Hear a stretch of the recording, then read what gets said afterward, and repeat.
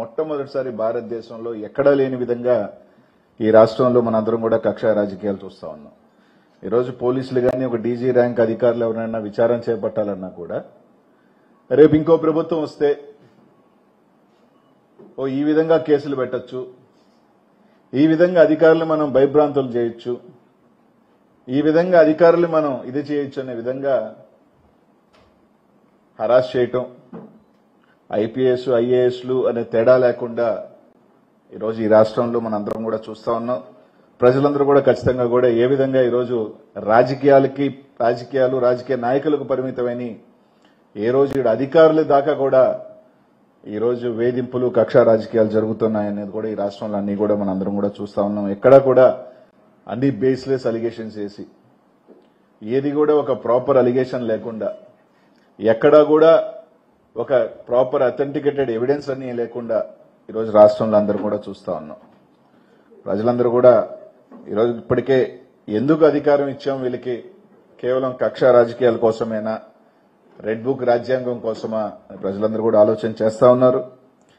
ఈరోజు ఒక పక్కేమో అక్కడేమో గతంలో ఇలా జరిగింది అలా జరిగింది అని చెప్పి కక్ష రాజకీయాలు చేస్తా ఉన్నారు.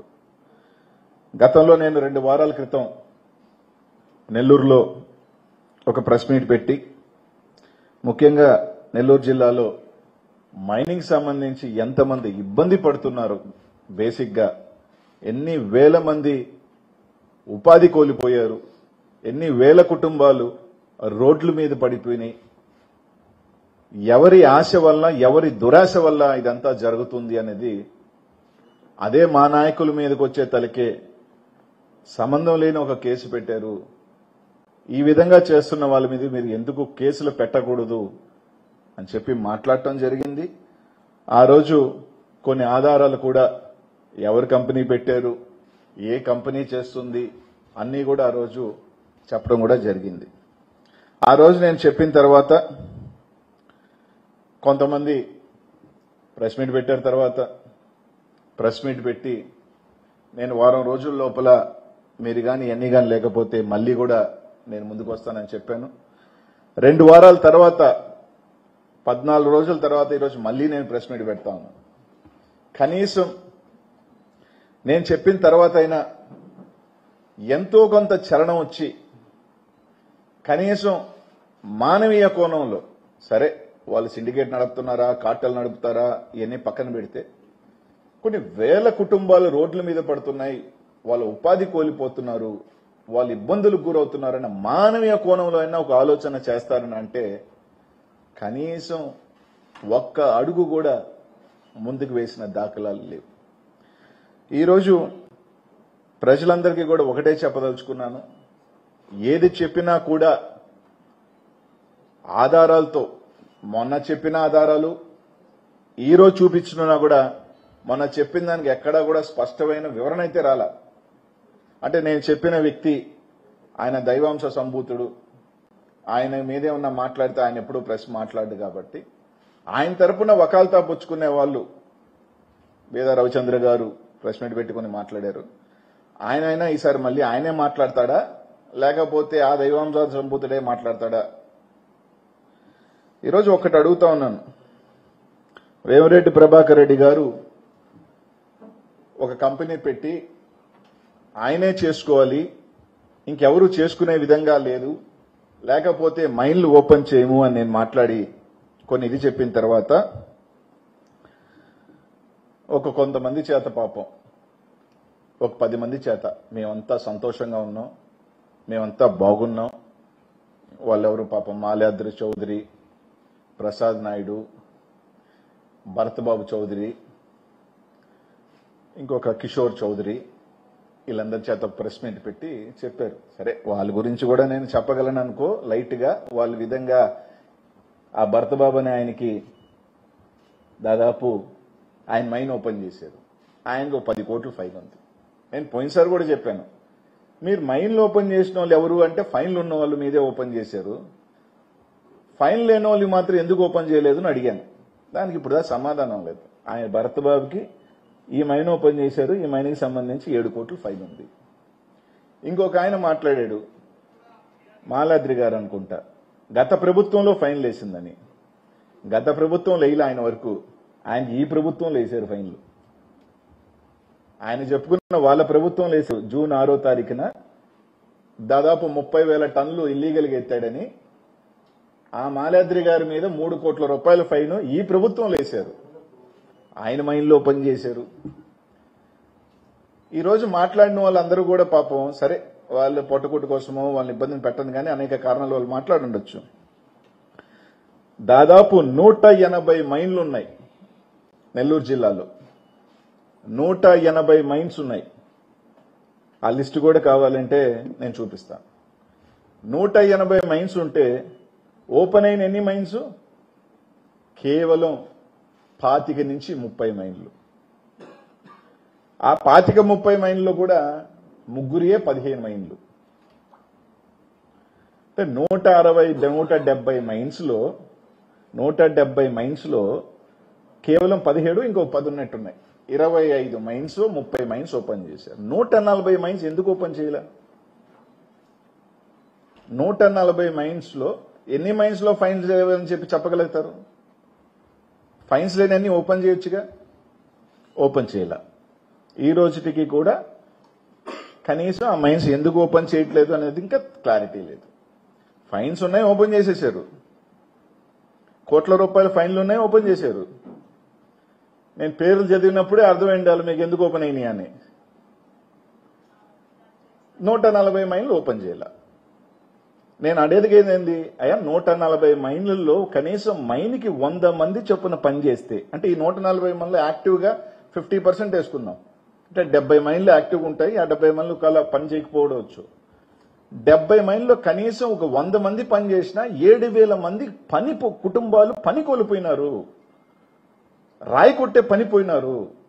ఇంతమంది ఉపాధి కోల్పోతున్నారు, సంవత్సరం నుంచి రోడ్ల మీద పడ్డారు అన్నది మేము చెప్పేది. మీరు కార్టెల్ నడుపుకుంటారా, మీరు 20% కమిషన్ తీసుకుంటారా, వాళ్ళ దగ్గర 30% తీసుకుంటారా, అది తర్వాత సంగతి. అదే మీరు ఎంత తీసుకుంటారా ఏందనే దాని గురించి నేను పెద్దగా మాట్లాడను. కానీ ఇన్ని వేల కుటుంబాలు రోడ్ల మీద పడిపోతున్నాయి, పని లేకుండా పోతుంది. ఒక పక్కేమో మీకు పథకాలు ఇచ్చేదానికి డబ్బులు లేవంటున్నారు. ఈరోజు చూశాను చంద్రబాబు నాయుడు గారు స్టేట్మెంట్ ఇచ్చారు.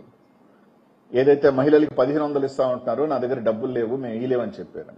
ఈరోజు మీరు దాదాపు 400 నుంచి 500 కోట్ల రూపాయలు కేవలం ఇక్కడి నుంచే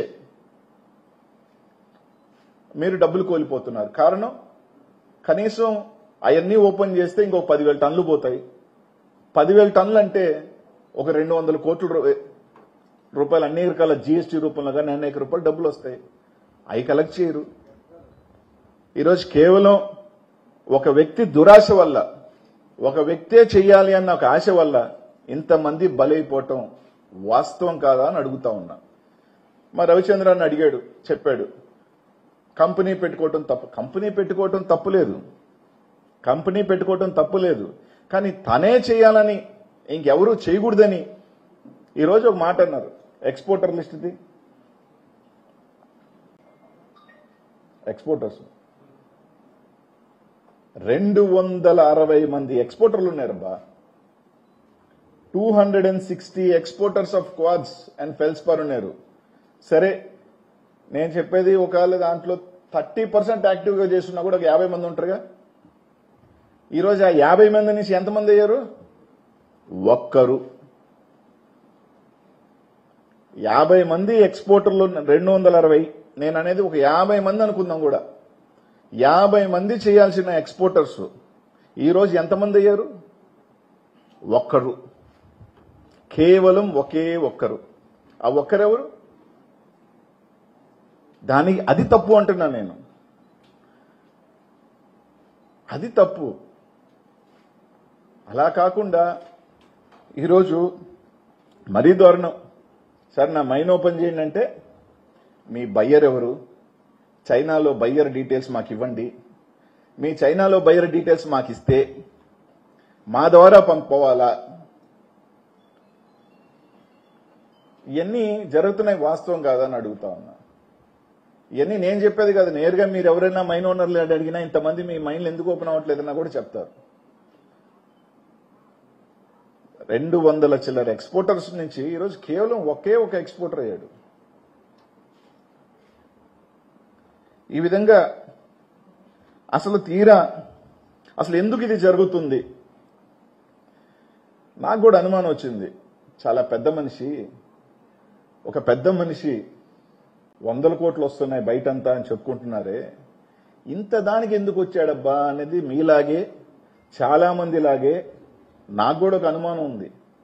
కానీ తీరా మొత్తం ఎతికిన తర్వాత ఇప్పుడు విపిఆర్ అనేవాళ్ళు పెద్ద మైనింగ్ కంపెనీ, విపిఆర్ అనేవాళ్ళు 100 కోట్ల 1000 కోట్లు కంపెనీ అని అందరు చెప్తారు, రైట్? ఆయన పెట్టిన కంపెనీ ఏంటి? Exporting company. అంత స్థాయి మైనింగ్ చేసే కంపెనీ. మీరు అందరూ ఆలోచన చేయండి, ఒక 10,000 టన్నులు చేస్తే ఒక 5,000 కమిషన్ వస్తే ఎంత వస్తుంది? నెలకి 5 కోట్లు వస్తుంది. ఈ 5 కోట్ల కోసం ఇన్ని వేల మందిని, ఇన్ని వందల కంపెనీల్ని ఇబ్బంది పెట్టి ఆ 5 కోట్ల కోసం పనిచేస్తున్నాడా? ఒకసారి ఆలోచన చేయండి. అందరూ ఆ 5 కోట్ల కోసమే పనిచేస్తున్నాడా? 100 కోట్లు ఉన్నాయన ఆయనకి ఎట్టయినా సరే ఆయన పెద్ద దానకరుడు అని చెప్పి ఆయన ఫ్యాక్టరీ పెడతా అన్నారు. సరే, అదేనా రవీణ గారు ఎప్పుడు పెడతాడు, ఎప్పుడు ఓపెన్ చేస్తాడు ఫ్యాక్టరీ? ఇప్పుడు మెటీరియల్ మీరు తీసుకెళ్తాను చైనాలో ఓపెన్ చేస్తారా, నెల్లూరులో ఓపెన్ చేస్తారా? అసలు ఎప్పుడు శంకుస్థాపన చేస్తారు, ఎప్పుడు ఓపెన్ చేస్తారన్నది క్లారిటీ ఉందా? లేదు. సరే, ఫ్యాక్టరీ కట్టిన తర్వాత మెటీరియల్, నేను ఫ్యాక్టరీ కట్టాను, ఒక 700 కోట్లు పెట్టి నేను ఫ్యాక్టరీ కట్టాను కాబట్టి నాకే మెటీరియల్ ఇండి అనటంలో తప్పులేదు. దాన్ని ఎవరు కూడా ఓకే, మనందరి కోసం పెట్టిన ఫ్యాక్టరీకి మనం సాయం చేయకపోతే తప్పులేదు. అసలు ఫ్యాక్టరీకి ఇంకా శంకుస్థాపనే లేదు, 1000 టన్నులు మాత్రం చైనాకి వెళ్తుంది, ఫ్యాక్టరీ చైనాలో పెడుతున్నాడా? అదొక క్లారిటీ వకాల్తా పుచ్చుకున్న రవీణ చెప్తే బాగుంటుంది. ఎప్పుడు పెడతాడు, ఎప్పుడు ఓపెన్ చేస్తాడు, ఎప్పుడు జాతికి అంకితం చేస్తాడు? ఈ 5 కోట్ల కోసమే చేస్తున్నాడంటే కాదు. దీని వెనకాల ఇంకా పెద్ద ఒక స్కామ్ ఉంది. నేను మొన్న దాకా చూపించాను పోయినసారి.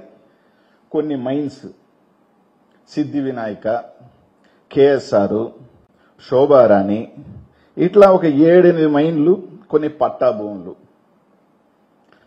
50 సంవత్సరాలు అయిపోయి పర్మిషన్లు ఇంకా ఇచ్చేదానికి అవకాశం లేకుండా, ఏదైతే ఆక్షన్కి మళ్ళీ సెంట్రల్ గవర్నమెంట్ పిలవాల్సిన మైన్స్ ని ఆయన గుప్పిట్లో పెట్టుకొని, మనం చూపించాను డ్రోన్స్తో, మీ అందరికీ కూడా వీడియో చూపించాను, అయ్యా జరుగుతుంది చూడండి అని.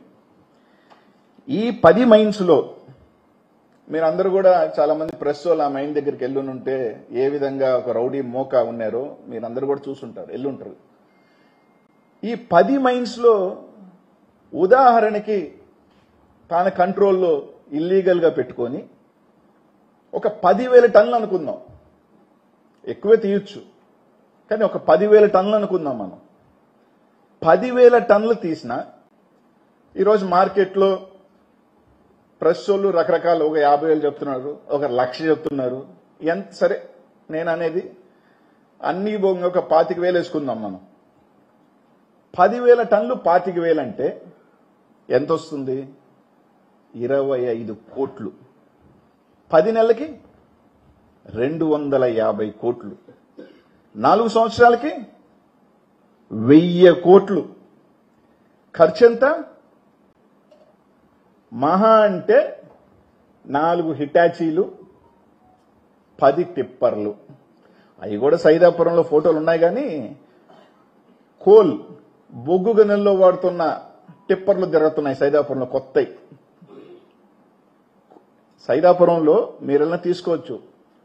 మామూలుగా 200s వాడతారు హిటాచీలు, 300లు అంటే ఎక్కువ లోడ్ ఎత్తేదానికి, ఎక్కువ లోడ్ తీసే హిటాచీలు దిగున్నాయి. మైనులు లేవు. కానీ ఈ మిషనరీ ఎందుకు? నీకు మైనే లేనప్పుడు ఇంత పెద్ద మిషనరీస్ ఎందుకు దిగున్నాయి? అంటే 1000 కోట్ల రూపాయలు మీ పెట్టుబడి ఎంత? మహా అంటే 5 కోట్ల రూపాయల పెట్టుబడి. ఆయన 5 కోట్ల రూపాయలకి ఇంతమందిని ఇబ్బంది పెట్టి ఒక కంపెనీ పెట్టి ఇన్ని వేల మందిని, ఇంత మైన్ ఓనర్ని, ఇంతమంది ఎక్స్పోర్టర్ని, ఇన్ని వేల మంది జనాలు ఇబ్బంది పడుతూ 5 కోట్ల కోసం పెడుతున్న వ్యక్తి 5 కోట్లతో 1000 కోట్ల రూపాయలు ఆయనకేమన్నా చేయదంటారా? ఉదాహరణకి జార్ఖండ్ ఆ ఏరియాలో పనిచేస్తున్నారని చెప్తున్నారు. సరే, నాకు తెలియదు అనుకోండి, బట్ రఫ్గా వేసుకున్నాం. నాకు తెలిసి ఒక 40 లక్షల టన్నులు తీసుకుని ఉంటాడేమో, ఎందుకంటే ఆయన రైజింగ్ కాంట్రాక్ట్ అని అంటారు. 40 లక్షల టన్నులు తీస్తుంటాడు అనుకుందాం అన్న.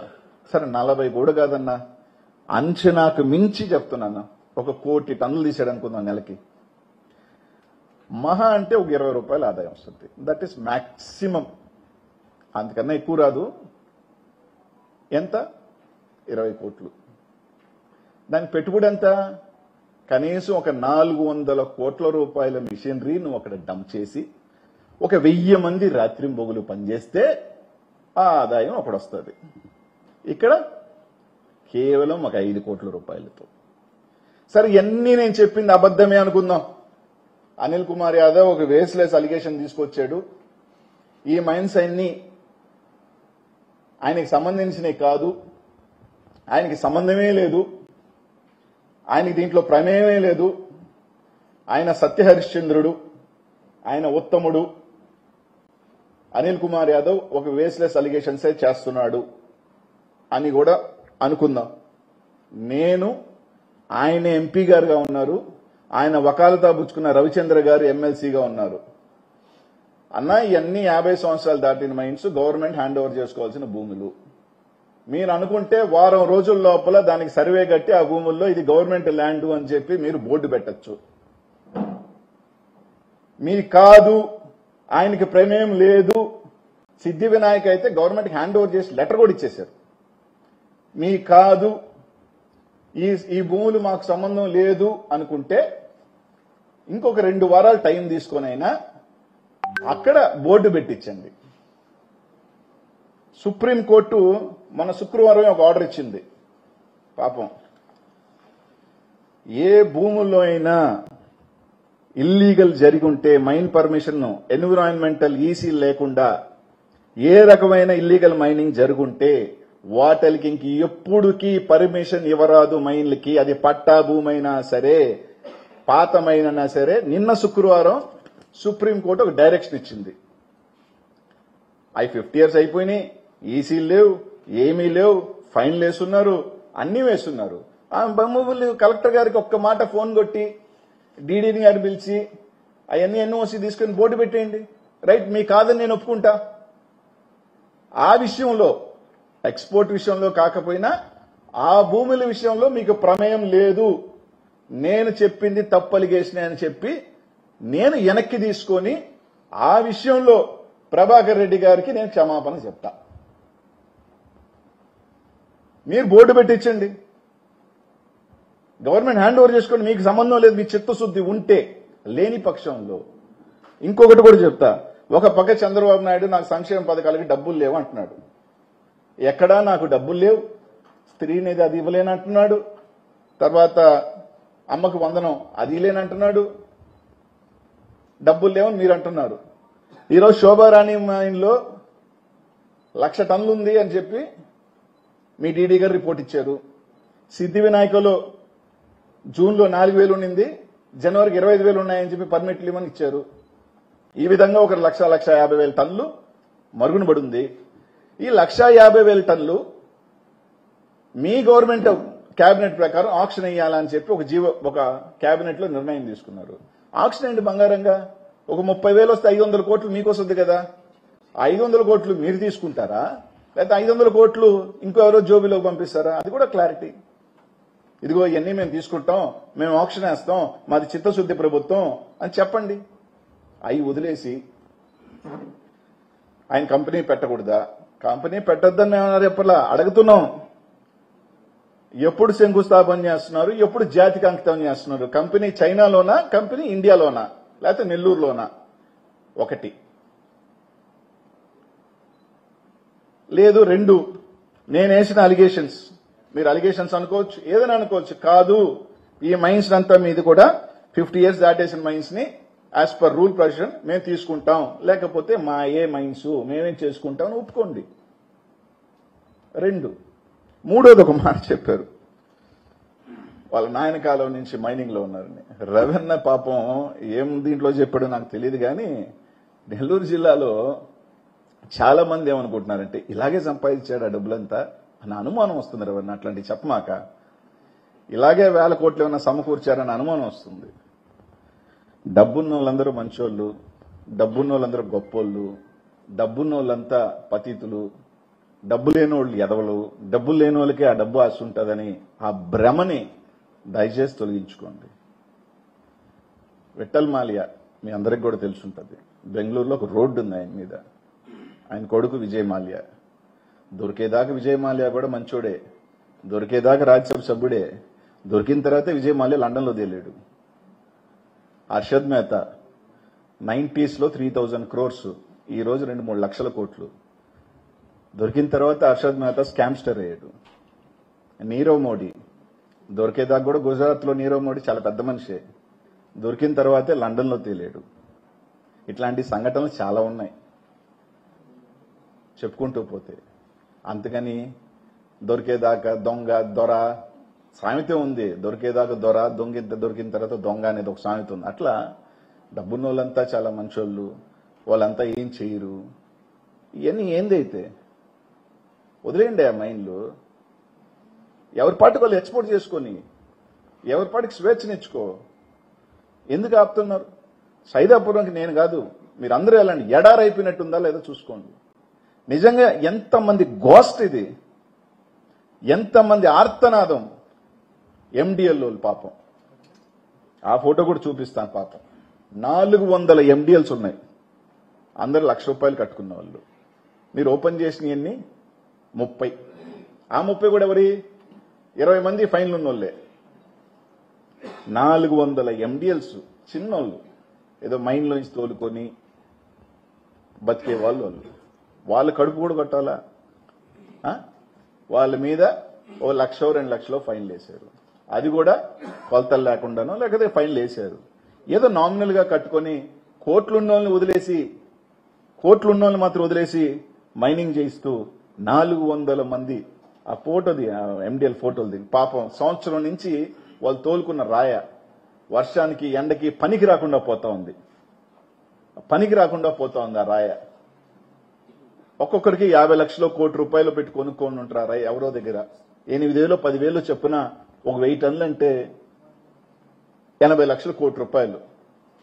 ఎంతమంది పాపం? 300 మంది. వాళ్ళందరినీ పిలిపించుకొని ఏదో ఫైన్లు ఉన్నాయి కట్టేయించుకొని వాళ్ళ పాటికి వాళ్ళు వదిలేస్తే ఆ 200-300 మంది బాగుపడతారుగా? 30 MDL ఓపెన్ చేశారు. 400 MDLలో 160 మైన్లు ఉంటే 25 మైన్లు ఓపెన్ చేశారు. ఏదన్నా చెప్తే అనిల్ కుమార్ యాదవ్ ఏదో పాత, ఆయనకి నాకు పాతే ఉండొచ్చయ్యా, ఆయనకి నాకు పాతే ఉండి కూడా ఉండొచ్చు. ఉన్నంత మాత్రాన ఇవన్నీ నేను చెప్పకూడదా? అంటే డబ్బులున్నోళ్ళు కాబట్టి వాళ్ళ మీద ఎవరు ఏం మాట్లాడకూడదా? వాళ్ళందరూ కూడా పెద్ద మనుషులు అయిపోతారా? ఒకటే నేను అడుగుతున్నా రవిచంద్ర గారిని. ఈరోజు నెల్లూరు జిల్లాలో ఏదో వేగ్గానో నేను కేవలం కొన్ని వేల మంది ఇబ్బంది పడుతున్నారు. నేను ప్రెస్ మీట్ పెట్టిన తర్వాత కొంతమందిని పిలిపించుకున్నారు, మాట్లాడుకున్నారు. అదేందో నాకు తెలియక అడుగుతా. ఈ మైనోళ్ళంట వీళ్ళ కంపెనీకి చేయాలంట. ఈ ఎక్స్పోర్టర్ పాపం చైనాలోనో దుబాయ్లోనో లేకపోతే ఇంకో దగ్గర కంపెనీ పెట్టుకోవాలంట. నేను ఈ కంపెనీకి చేస్తే ఈ కంపెనీ వాళ్ళు దుబాయ్ కంపెనీకి చేస్తే అట్టు అమ్ముకోండి అంట. డైరెక్ట్ ఈడీ కేసు అది. నేను ఫినీకి చేసి ఫినీ వాళ్ళు దుబాయ్ కంపెనీకో చైనా కంపెనీకి చేస్తే వాళ్ళు డైరెక్ట్ ఎక్స్పోర్టర్కి అమ్ముకోవాలంట. డైరెక్ట్ ఈడీ కేసు అది. ఇది నేను కాదు, మీరెవరైనా ఒక మైన్ అవతారం ఎత్తుకొని పోండి. నేను చెప్పిన దాంట్లో ఒక్కటైనా అక్షరం తప్పైనా నేను క్షమాపణ చెప్తా. ఈ రోజు కూడా చెప్తున్నా, ఈ మైన్లు మాయ కాదు అని అంటే మీరు సీజ్ చేయించి మీరు బోర్డులు పెట్టిస్తే మళ్ళీ ఇదే ప్రెస్ పెట్టి రవిచంద్ర గారు ఇదే ప్రెస్ పెట్టి మీ ఎంపీ గారికి ఆ దైవాంశ సంభూతుడికి క్షమాపణ చెప్తా, లేకపోతే మీరు ఒప్పుకోండి ఒక పెద్ద దోపిడీకి తెరదీశారు, ఆక్షన్ వేయించండి ఫస్ట్ ది మెటీరియల్ ఒక 600 కోట్లు వస్తుంది ప్రభుత్వానికి, అందరి ఓపెన్ చేయించి ఆ 400 మంది ఎండిఎల్స్ ఆ 130 ఎన్నో మైన్లు ఓపెన్ చేస్తే అందరికి పని. ఈరోజు ఎంత నష్టపోతున్నారో చిన్న ఉదాహరణకి, కనీసం 1 కోటి రూపాయలు పెట్రోల్ ఖర్చు అవుతుంది, 30 రోజులు అంటే 30 కోట్లు, 300 కోట్ల రూపాయలు పెట్రోల్ వ్యాపారం అంటే 18% జీఎస్టీ వచ్చినా కూడా ఒక 50 కోట్లు వచ్చినా అది పోయిందే. కనీసం సంవత్సరం రోజుల రూపాయలు మిషన్ తిరిగానో ఎంతోమంది ఉపాధి అది కోల్పోయారా? వీళ్ళందరికీ 4 రూపాయలు డబ్బులు వచ్చుంటే ఏదో రూపంలో జీఎస్టీ రూపంలో ఒక 200-300 కోట్లు వచ్చుంటాయా? 5,000 కుటుంబాలు సంతోషంగా ఉంటాయా? గొప్పోడైతే ఏదో పాతకాలంలో చూసాం సినిమాల్లో, డబ్బున్న వ్యక్తిని సాధారణంగా పీడించుకొని పీల్చి పిప్పి చేస్తుంటాడు, అలాగుంది ఇది. ఏమన్నా అంటే తుది దశకు వచ్చేసినాయి కాబట్టి మాట్లాడాడు. తుది దశో మొదటి దశో వాటికేమి జంకేవాణి కాదు. మొన్న కూడా చెప్పా, నేనేం అతీతుండేం కాదు లోపలికి వెళ్ళాలంటే. కేజ్రీవాల్, చంద్రబాబు నాయుడు, జయలలిత, జగన్మోహన్ రెడ్డి గారు చాలా చంద్రబాబు నాయుడు గారు మహామహులు పోయినారు. నేనేమన్నా అతీతున్నా? పోవాలని అంటే మీరు పెట్టాలనుకుంటే పోయేసి వస్తా, అంతేగాని దాన్ని ఏదో జుబ్బుచ్చిగా చూపించి నేను చెప్పిన వాటికి ఎక్కడైనా ఒక సమాధానం పోయినసారి చెప్పా, ఒక సమాధానం అన్నా చెప్పాడా? ఇంకో రెండో ఎక్స్పోర్ట్ కంపెనీ ఎందుకు ఉండట్లేదు అని అన్న సమాధానం చెప్పారా? లేదే. ఇంతమంది ఎక్స్పోర్టర్లు ఎదుగో మైనింగ్ ఎక్కడో చేస్తే చూపిండి అన్నాడు, మీ అందరిని పెట్టాక చూపిండి అన్నాడు. 24వ తారీఖున చూసారా విజువల్స్? ఎన్ని లాంగిట్యూడ్ లాటిట్యూడ్ డేట్లతో తీసింది సార్. ఏదో ఊరికి ఒక ఫోటో దొంగ ఫోటో తీసుకురాను నేను. ఇది 2వ తేదీ మిషన్లు తిరుగుతున్నారు. 6వ తేదీ అనిల్ కుమార్ యాదవ్ వస్తాడో రాదో తెలియదు కానీ ఒక చిన్న వార్త, సైదాపురంలోకి అనిల్ కుమార్ యాదవ్ వస్తున్నాడు అని తెలియగానే ఎంతమంది పోలీస్ బందోబస్తు ఉంది. 6వ తేదీ చూడండి, కంప్లీట్ క్లీన్, కనీసం వాటర్ బకెట్ కూడా లేదు. ఇది 2, అది కూడా మిషన్లు పనిచేస్తా. 6వ తేదీ చూడండి, కంప్లీట్ క్లీన్, బకెట్ కూడా లేకుండా క్లీన్ చేశారు. 6వ తేదీ అనిల్ కుమార్ యాదవ్ దిగుతున్నాడు రానంగానే, వస్తున్నాడో లేదో తెలియదు పాపం, ఒక 100 మంది పోలీసులు. ఎందుకు పోలీసు? ఇల్లీగల్ మైన్ చూపించేదానికి పోలీసు అవసరమా? అంటే జరుగుతున్నట్టే కదా. ఇది ఏదైనా నా సృష్టి కాదే. ఇప్పుడు కూడా చెప్తున్నా, మీరు పోయి ఆ 10 మైన్లు మీరు 10-15 ఎన్నైనా 50 years దాటేసిన మైన్స్ ని గవర్నమెంట్ హ్యాండ్ ఓవర్ చేసిన ఆక్షన్ పిలవండి, గవర్నమెంట్కి డబ్బు వస్తుంది. నేను మీకు మంచి చేసే పని చెప్తున్నా, ప్రభుత్వానికి 4 రూపాయలు వచ్చే పని చెప్తున్నా. నేను ఆక్షన్ వేస్తే ఒక 600 కోట్ల మెటీరియల్ ఉంది. ఈ మైన్లన్నీ మీరు తిరిగి ఆక్షన్ వేస్తే పాడుకుంటారు, పని జరుగుతాయి, డబ్బులు వస్తాయి. అలా కాకుండా నెలకి 25 నుంచి 30 కోట్ల రూపాయలు ఒక ఆయన జోబీలోకి పంపించి, నేను చెప్తున్నా ఇదే నిజం అని. కాదు అంటే మీరు క్లోజ్ చేయండి. నేను ప్రెస్ మీట్ పెట్టిన తర్వాత ఎవరెవరిని ఎక్కడికి పిలిపించుకున్నారో తెలుసు, మైన్ ఓనర్ని పాపం ఎవరెవరిని బతిలాడుకొని ప్రెస్ మీట్ పెట్టించారో నాకు తెలుసు.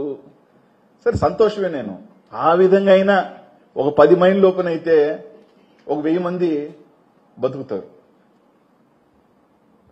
నా మీద 4 మాటలు రేపు ఎక్స్పోర్టర్ల చేత కూడా మాట్లాడించండి, మేము భలే ఎక్స్పోర్ట్ చేసేవాళ్ళం ముందు, ఇప్పుడు మార్కెట్ లేదు కాబట్టి మేము ఎక్స్పోర్ట్ చేయలేకపోతున్నాం అని పాపం ఒక 5 మంది పిలిపించి వాళ్ళ చేత కూడా పెట్టించండి. ఇంకో మాట చెప్పాడు, చంపేసామంట. గత ప్రభుత్వంలో చంపేసినప్పుడు మెటీరియల్ ఎంత పోయింది మీరు ఓపెన్ చేసి చూడండి. 160 ఓపెన్ చేసి ఎవరు ఎక్స్పోర్ట్ చేయాలో చూడండి. మార్కెట్ చచ్చిపోయిందా, మార్కెట్ బ్రతుకుందా తెలుస్తుంది. ఉదాహరణకి 5% నెలకి ఒక 20,000 టన్నులు పోతే 2 లక్షల టన్నులు పోతే ఇంచుమించు 600 కోట్లు 700 1000 కోట్లు ఎక్స్పోర్ట్ జరిగితే 1000 కోట్లు ఇంటూ 5% ఒక 50 కోట్ల రూపాయలు ట్యాక్స్ వస్తుంది. మీ ట్యాక్స్ పెట్టుంటారేడా పుష్ప ట్యాక్స్. ఆయన ఎర్రచందనం ఎడక్వాడ్జు అదే మమ్మల్ని అంటారు డైరెక్ట్ ఎర్రచందనం ఆడిపోతుంది ఆ సినిమాలో ఏడబోతుంది. నేనేమన్నా తప్పు మాట్లాడాను? అయ్యా పెద్దోళ్ళని కాబట్టి అనకూడదు, డబ్బున్నోళ్ళని అనకూడదు, 4 దైవ కార్యక్రమాలు చేశారు, 4 ఇది చేసినంత మాత్రాన్ని మంచోళ్ళు గారు. వాళ్ళందరూ మంచోళ్ళే కానీ వాళ్ళందరూ 100% మంచోళ్ళు అంటే మంచోళ్ళు కాదు. తప్పు చేస్తే తప్పే ఎవరైనా, తప్పును తప్పే చెప్తున్నా. ఇందా నేను చెప్పిన పేర్లన్నీ ఉన్నాయి కదా, ఒక 50 పేర్లు చెప్పేవాడిని కానీ 3 అంటే 4 ప్రపంచం అంతా తెలుసు కాబట్టి 4 పేర్లు చెప్పా. మనం కానీ నేను కానీ గమ్ముగా ఉంటే ఆయన ఇంకో పెద్ద ఇదయ్యేవాడు. కాబట్టి దైవాంశ సంభూతుడైనా ప్రెస్ మీట్ పెడతాడా? ఆయన వకాల్తా పుచ్చుకున్న రవిచంద్ర గారు పెడతారా? నేను అడిగేది 4 ప్రశ్నలే. మీరు చెప్పినట్టే కంపెనీ పెట్టి ఆయన్ని నెల్లూరు జిల్లా ప్రజల్ని ఉద్ధరించాలా, నెల్లూరు ప్రజల్ని బాగు చేయాలా, నెల్లూరు ప్రజలు మేలుకోరడం చేస్తున్నాడు ఆయన అని చెప్పిన ఆయన ఎప్పుడు కంపెనీ పెడుతున్నాడు, ఎప్పుడు జాతికి అంకితం చేస్తున్నాడు? చైనాలో కంపెనీయా, నెల్లూరులో కంపెనీ? ఎందుకంటే మెటీరియల్ చైనాకు పంపిస్తున్నాడు కాబట్టి. 2, నేను చెప్పినట్టు ఈ 10 మైళ్ళు చిన్నంగా అంటే ఇప్పటికి 2 మైళ్ళు 3 మైళ్ళు స్టార్ట్ చేశాడు. సరోజినీ మైన్లో ఈరోజు నీళ్లు కొడుతున్నారు. పట్టా ల్యాండ్లో ఈరోజు నీళ్లు కొడుతున్నారు. రేపు పొద్దున ఎల్లుండో మిషన్ పెడతారు. ఈ మైన్లన్నీ మిషన్లు అన్నింటిలో కూడా మీకు సంబంధం లేదు అంటే ఈ ఇల్లీగల్ మైన్స్ ని, గవర్నమెంట్ రావాల్సిన మైన్స్ ని బోర్డు పెట్టండి. లేని పక్షంలో ఆ మైన్స్ అన్ని మాయే. ఆడ ఎందుకు 8 పెద్ద టిప్పర్లు దిగున్నాయి, పెద్ద హిటాచీలు దిగున్నాయి, అర్థం కావట్లా. 3వది, ఎందుకు 140 మైన్లు ఉంటే 170 మైన్లు ఉంటే 30 ఓపెన్ అయ్యి కొరవ ఎందుకు ఓపెన్ కాల? ఆ ఎండిఎల్ఓని ఓపెన్ చేసి ఆ పుణ్యం, ఆ మంచి అందరూ రవిచంద్ర గారు చెప్పేది అందరూ ఎస్సీలు, బీసీలు, పేదవాళ్ళు, వాళ్ళ కుటుంబాల్లో వెలుగు నింపినవాడు అవుతావు రవణ. రవిచంద్ర గారికి ఆ కుటుంబాలు, వేల కుటుంబాల్లో మంచి చేసినోడు అవుతావు. ఆ కిరీటం నువ్వే పెట్టుకో, నిందలు మేము వేసుకుంటాం కావాలంటే. ఆ కిరీటం నువ్వే తీసుకో, 4 అడుగులు ముందుకు వేసి అవన్నీ ఓపెన్ చేయించి అందరికీ మంచి చేసే కార్యక్రమం చేయి. మార్కెట్ ఉందా, మార్కెట్ లేదా మీకే తెలుస్తుంది. కాబట్టి నేను చెప్పింది ఏది కూడా నాకున్న ఎవిడెన్సే చూపించా. ఇది తప్పు ఎవిడెన్సు, మీ అన్ని దగ్గర తప్పులు అంటే దానికి ఆయన తీసుకొచ్చి చూపించు. ఊరికనే మా ప్రెస్ పెట్టి మాట్లాడటం కాదు, నాకున్న ఎవిడెన్స్ లో చెప్పా. సార్ నాకున్నది అలిగేషన్ అనుకోవచ్చు, నాకున్న ఇది అనుకోవచ్చు, నేను చెప్పా. అది తప్పు అంటే తప్పే. తప్పు అంటే నిరూపిస్తే ఏ లెక్కన వాటిలో గవర్నమెంట్ బోర్డు పెట్టి ఆక్షన్ ఇస్తే ఖచ్చితంగా క్షమాపణ చెప్తా, ధన్యవాదాలు చెప్తా.